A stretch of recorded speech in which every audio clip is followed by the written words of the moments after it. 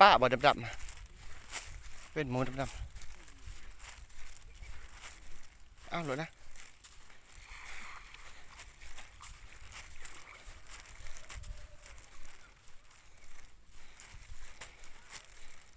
โอเคหนูกูบอกกินนะกูเสียเมื่อ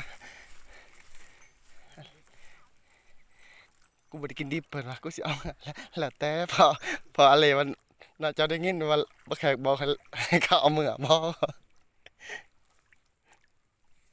เออตื่นตัวมันหน่อยเนาะ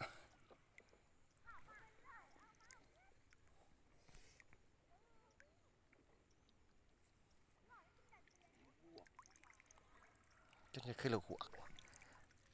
ใส่ป่าทำเอออืมปลาคุยล่ามเด้อตัวนี้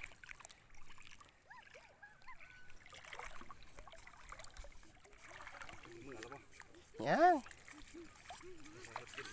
ข้าวเห็ดกินเก็บครับปลา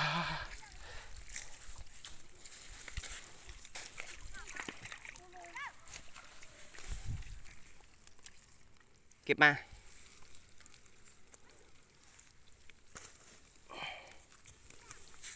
ดูว่าโอ้เขาอยู่มาอุเด้แค่ป้องกูมึงมาอุมึงบดใส่ฆ่าทั้งหมดแล้วมึงบดใส่แค่พกเชื้อมึงอะไรเชื้อมันข้ามมากระพัน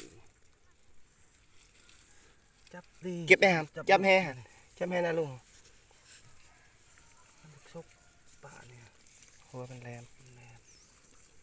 ปลาหัวใหญ่เนี่ยหัวใหญ่สบายถอกลงไอ้เลย